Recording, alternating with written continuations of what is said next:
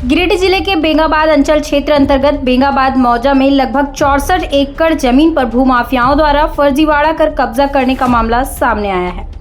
जानकारी के अनुसार भूमाफियाओं ने मृत जमींदार के नाम पर जमाबंदी खोलते हुए कागजात तैयार कर ऑनलाइन प्रक्रिया पूरी कर ली। इस पूरे खेल में अंचल अधिकारी की मिलीभगत की भी चर्चा सामने आ रही है। पीड़ित जय मोहन तिवारी ने इस मामले में न्याय की गुहार लगाते हुए गिरिडीह उपायुक्त और अंचल अधिकारी को आवेदन दिया है। उन्होंने आरोप लगाया है कि हाईकोर्ट में मामला लंबित रहने के बावजूद विवादित जमीन पर कब्जा जारी है। इस संबंध में पूछे जाने पर अंचल अधिकारी ने कहा कि मामला फिलहाल हाईकोर्ट में विचाराधीन है, इसलिए इस पर कोई विस्तृत टिप्पणी करना उचित नहीं होगा। फर्जी कागजात और जमीन कब्जे की यह घटना क्षेत्र में चर्चा का विषय बनी हुई है और ग्रामीणों के बीच आक्रोश देखा जा रहा है। जय मोहन तिवारी है और पिता का नाम अनिल कुमार तिवारी है। हमारे दादाजी बेंगाबाद में आपका मोजा पर ज़मींदार हुआ करते थे, लेकिन मोजा तो रहा। ज़मींदारी जाने के बाद हमारे पिताजी रैयत बने। रैयत बनने के बाद 50 साल तक उस ज़मीन पर दखल कब्जा और होती रहा। अभी एगो पूर्व सीईओ प्रियंका प्रियदर्शी ने हमारे ज़मीन पर अवैध रूप से और BLR एक्ट 1950 का अवहेलना करते हुए नया जमाबंदी खोल दिया है और ऑनलाइन कर दिया है। अभी भूमाफिया लोग हावी है और नियम कानून का धज्जी उड़ा हुआ है और अभी मारकाट की स्थिति हो गई है। ये हमने आगे के पदाधिकारी को, राजस्व के पदाधिकारी को, सभी को हमने अवगत करा दिया है। थाना को भी अवगत करा दिया है, लेकिन कोई काम नहीं हो रहा है। और थाना वाला जो हमको दिखाई पड़ा, थाना वाला तो लगा जैसे वो जो भूमाफिया है उसका पार्टनर हो गया है और वो वो उस तरह से और कोई स्टेप नहीं ले रहे हैं, उल्टे हमको दोषी बना रहा है। खाता नंबर, प्लॉट नंबर और रकबा कितना है? हाँ, खाता नंबर है 10, 16, 19, 23, 27, 35, 37, 39 एंड 41। 9 गो खाता है और प्लॉट है 110, 110 अप्रोक्सीमेटली। रकबा कितना है? रकबा हमारा जो रकबा है वो 64.15 है और हमारे दादाजी का जो रकबा था वो 300 एकड़ एंड अबाउट। अच्छा, अभी आपका रकबा कितना है? 64 एकड़। हमारा 64.15 एकड़ है। अच्छा, दादाजी के पहले जो रकबा था और बता रहे हैं, कुछ बेचे थे क्या? नहीं, वो लोग बेचा बेची नहीं किए थे, या क्या किए थे वो तो हमको पता नहीं। जिस प्लॉट पर बात कर रहे हैं, क्या कुछ जमीन बेचे हैं? नहीं, हमारे ज़मीन पर हम जो 64 एकड़ हमारे जो पिताजी जो लिए हैं उसमें 1 कट्ठा बिक्री नहीं हुआ है। भूमाफिया का आप जिक्र कर रहे हैं, भूमाफिया कौन कौन लोग हैं, कहाँ के रहने वाले हैं? भूमाफिया बेंगाबाद के हैं और वो डाक बंगला के आसपास के हैं। उनका नाम मुजफ्फर हुसैन है, बिट्टू राम है और उमेश मंडल है वगैरह वगैरह। अच्छा, इस मामले को लेकर के कोर्ट में भी मामला चल रहा है? इस मामले को लेकर के नहीं है, वो रसीद हमारा डिसकंटिन्यू कर दिया था ये लोग। अच्छा। जानकारी के चलते। अच्छा। इन लोगों को कानून का जानकारी तो है नहीं। अच्छा। डिसकंटिन्यू कर दिया।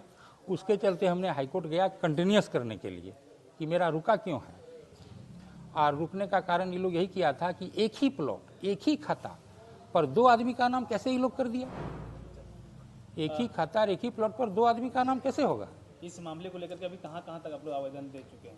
इस सीओ साहब को दिए हैं, थाना को दिए हैं, DCLR को दिए हैं, SDO को दिए हैं, SP को, अधीक्षक को दिए हैं, DC को दिए हैं, कमिश्नर को दिए हैं, सेक्रेटरी रांची को दिए हैं, दीपक बरुआ को दिए हैं। अच्छा, कितना दिन पहले? दीपक बरुआ को लगभग 1 महीना पहले। ये मामला कितना दिन से चल रहा है? ये माफिया लोग जो जमीन कब्जा कर रहे हैं, ये 24-25 जनवरी से चल रहा है। जनवरी से? जी, जनवरी से चल रहा है। अभी तक कोई कार्रवाई? अभी तक कोई कार्रवाई नहीं हुई है। क्या उम्मीद करते हैं प्रशासन से? प्रशासन से उम्मीद करते हैं कि इसका सही रूप से जांच करावे और निष्पक्ष जांच करावे और जो अवैध रूप में जो जमाबंदी खुल गई है उसको निरस्त करे और जो वाजिब में हमारा जो है उस पर दखल और उस पर ऑनलाइन करे, उसको रजिस्टर्ड टू को ओके करे। हमारा यही डिमांड है। यह आरोप लगाने वाला बहुत ही शातिर और चालाक किस्म का आदमी है। यह एक ज़मीन है जो केवाला द्वारा खरीद की गई है वर्ष 1928 में 3 व्यक्तियों के नाम से। एक पहला नाम बलभद्र तिवारी, दूसरा नाम कुलदा प्रसाद तिवारी, तीसरा नाम आशीष प्रसाद सिंह। कोई भी प्रॉपर्टी जो बाय डीड खरीदी जाएगी वो जब तक किसी को डीड द्वारा स्थानांतरण नहीं किया जाता है तब तक वह 3 मालिक ही होंगे। आज के टाइम में उन तीनों हिस्सेदारों में लगभग 25 से माने हिस्सेदार हैं। 25 में से लगभग हम लोगों ने 23 हिस्सेदारों से 4-5 लोगों ने मिलके और बाय डीड केवाला खरीदा है, जो सरकार का नियमानुसार गिरिडीह निबंधन कार्यालय में जनवरी से लेके मार्च अप्रैल तक में हम लोगों ने लगभग 5 आदमी ने मिलकर लगभग 15, 15.5, 16 एकड़ समथिंग जमीन का खरीद किया है। मात्र वर्ष ये वर्तमान 16 एकड़ जमीन खरीदे हैं आप लोग? मात्र 16 एकड़ जमीन खरीद के 2025 में कितना जमीन खरीदे? 16 एकड़ लगभग, मतलब 5 लोगों ने मिलके, जैसे कुल लागत होगी उसकी आज का जो वैल्यू है वहाँ का, वो हमको लगता है कि कम से कम 30,000 रुपये कट्ठा के हिसाब से लगभग वो उसका सरकारी वैल्यू है। उसी अनुसार समझिए हम लोगों ने ज़मीन का खरीद किया। 16 एकड़? हाँ, 16 एकड़ नहीं, आप कह सकते हैं एक आदमी ने 3 एकड़, आप ऐसा भी कह सकते हैं। तो कब्जा कितने में हो रहा है सर? अभी हमारा मात्र 8 कट्ठा, माने 8 चौके 32 डिसमिल पे हम मात्र काम कर रहे हैं, और इसके अलावा अभी कोई ज़मीन पे हम लोग काम नहीं कर रहे हैं। तो आपका दावा जो चूंकि जो है वो कह रहे हैं 64.15 देखिए कह जमीन की बात है। नहीं, वो कहने का कुछ भी कहें उनके, वो तो सब अभी आप जो दावा कर रहे हैं कि आपने जमीन ली है हाँ 8 एकड़? हाँ, नहीं 8 एकड़ नहीं, 16 एकड़। 16 एकड़ लगभग 16 एकड़। और बाकी रेस्ट जो जमीन है वो जहाँ है वहाँ है, हाँ, वो जहाँ है वहाँ है, उससे हमको। मामला हाईकोर्ट में भी लंबित है। हाँ जी हाँ, अब और थोड़ा सा आपको सूचना होगा हाईकोर्ट वाला? हाँ बिल्कुल, लेकिन होने के बावजूद अगर आप काम कर रहे हैं, आपको नहीं लग रहा है हाँ, कि हाईकोर्ट? नहीं, देखिए जैसे एक चीज सरकार ने हर जगह पे व्यवस्था दे रखी है, यदि उस जमीन पे काम नहीं करने का कोई प्रावधान होगा तो इसके लिए गवर्नमेंट सरकार जो है, जस्टिस साहब स्टे ऑर्डर लगाते हैं कि इस स्थल पे स्टे ऑर्डर लगा, यहाँ कोई काम नहीं कर सकता है। उसके अलावा जिला में एसडीओ साहब होते हैं, वो 144 जो वर्तमान में शायद 163 कहा जाता है बीएनएस में, उसकी प्रक्रिया होती है। अगर इस तरह का भी वहाँ पे कोई लगाया जाता है तो वहाँ पे काम बंद हो जाता है। लेकिन अगर विधि व्यवस्था भंग हो, हाँ, अगर किसी तरह का जी ये रहे तो 144 लगता है। हाँ लगता है। तो आपके जमीन में जहाँ आप लोग काम कर रहे हैं वहाँ कोई किसी तरह का विवाद हुआ है? नहीं, कोई विवाद नहीं, कोई भी 144 हुआ है 1-2 दिन के? हाँ हुआ है। अभी हुआ क्या, हम लोगों ने परसों उस जमीन पे बाउंड्री वाल करवाया, और जो बाउंड्री वाल करवाए तो जयमोहन तिवारी जो एक बहुत साजिश करता आदमी है, ये 2 बाप बेटे हैं जिसको हम लगभग आज पिछले 2-3 सालों से देख रहे हैं।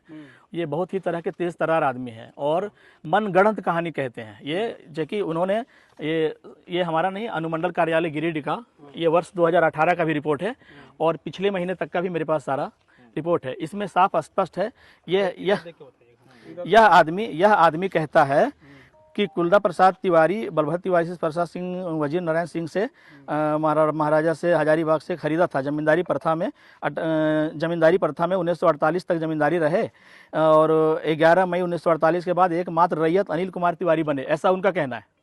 लेकिन यहाँ पे जो एसडीओ साहब का कहना है कि कुलदा प्रसाद तिवारी, बलभद्र तिवारी, इनसे कैथी से लिखा हुआ एक पट्टा मिला है जिससे उपरोक्त लिखे 3 व्यक्तियों के नाम से खरीद गया है, जो 1,000 रुपया, जैसे आज के टाइम में भी जब जमीन खरीद की जाती है तो एक वैल्यू डाला जाता है, उसमें 1,000 रुपये का वैल्यू डाल के और इस जमीन को खरीद की गई है। मूल आधार जमीन का डीड है या इसके मूल आधार डीड है, इसके अलावा कोई इसके पास डॉक्यूमेंट नहीं है।